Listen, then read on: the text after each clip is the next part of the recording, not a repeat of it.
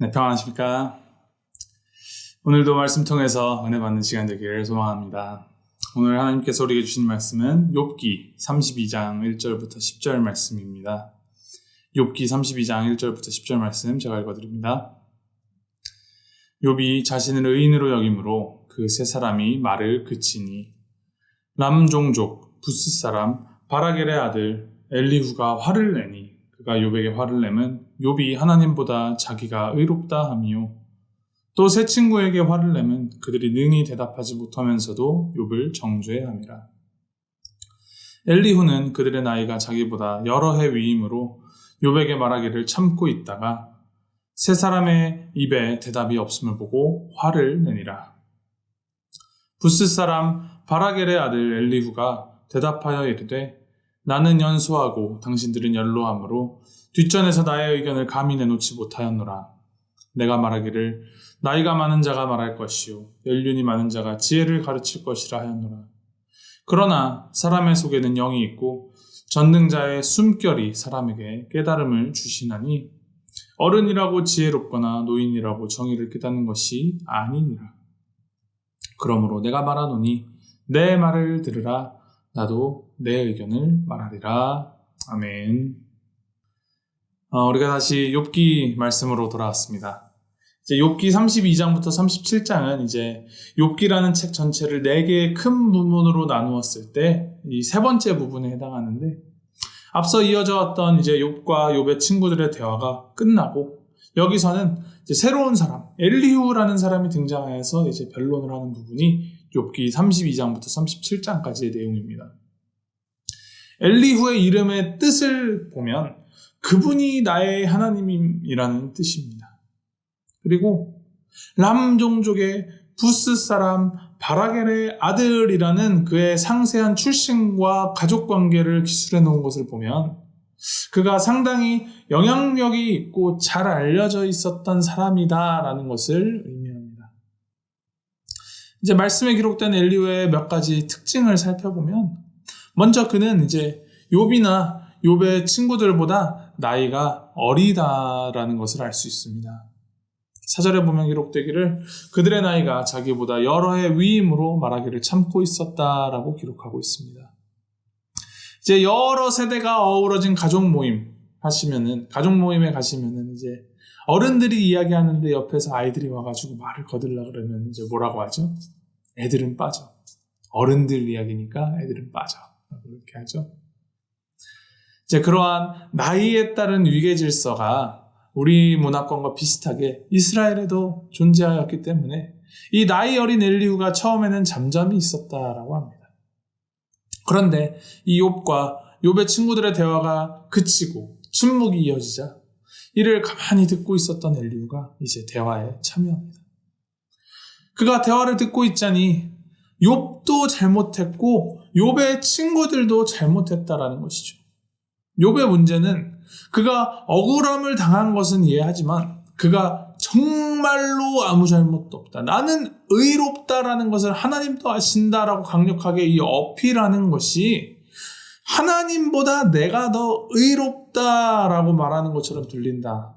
그것이 잘못이고 이제 욥의 친구들은 고통 속에 있는 친구가 억울해하면서 질문을 하고 있는데 그에 대한 적절한 답변도 하지 못하면서 그저 너 욥 무조건 잘못했다고 빌어. 이렇게 무조건 욥이 잘못했다고만 몰아세운다라는 것이 그들의 잘못이라는 것이죠. 나는 잘못이 없다라는 욥, 그리고 무엇인가 너는 잘못을 분명히 했다라는 이 친구들, 이 둘 사이엔 결코 좁힐 수 없는 간극이 있습니다. 이제 이 사이를 엘리후가 나서서 메우고 있는 것이죠.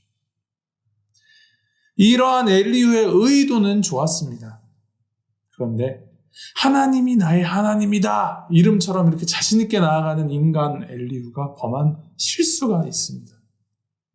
그의 말이나 그의 의도가 잘못된 것이 하나도 없고 그가 정말로 잘못한 것은 무엇이냐면은 그가 바로 지나치게 감정적으로 화를 내며 말했다라는 것입니다. 오늘 말씀 안에 화를 내니라는 표현이 이제 4번이나 사용이 됩니다.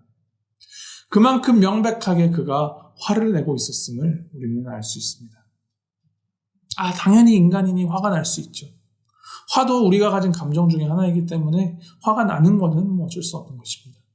그런데 그가 중재자로서 이 벌어진 욥과 욥 사이, 욥 친구들의 간극을 이어주는 매개로 사용되고자 본인이 나섰는데, 그리고 특별히 하나님의 지혜를 전하고자 하는데 지나치게 자신의 감정을 앞세워서 화를 내며 이야기하는 것은 긍정적인 요소라고 할 수 없을 것입니다.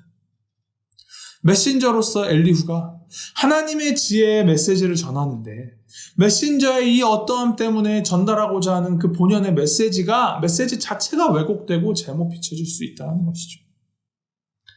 그런데 엘리후가 저지른 이 똑같은 실수를 우리도 동일하게 너무나도 쉽게 범하는 존재라는 것. 감정을 앞세우고 감정적으로 말하고 자신의 감정이 좋지 않다고 다른 사람의 감정을 건드리는 일을 너무나 쉽게 여기는 것이 우리 모두가 가진 인간으로서의 취약점이고 한계입니다. 이 한계, 이 취약점을 극복할 수 있는 길이 무엇입니까? 사실 엘리후는 그 부분을 정확하게 알고 있습니다. 그것은 바로 하나님께서 주시는 깨달음, 하나님의 지혜입니다. 8절 9절 말씀입니다. 그러나 사람의 속에는 영이 있고 전능자의 숨결이 사람에게 깨달음을 주시나니 어른이라고 지혜롭거나 노인이라고 정의를 깨닫는 것이 아니니라. 사실 그가 그의 어린 나이에도 욥과 욥의 친구들 사이에서 중재자로 나설 수 있는 것도 하나님께서 그에게 지혜를 주셨고 그에게 깨달음을 주셨기 때문입니다.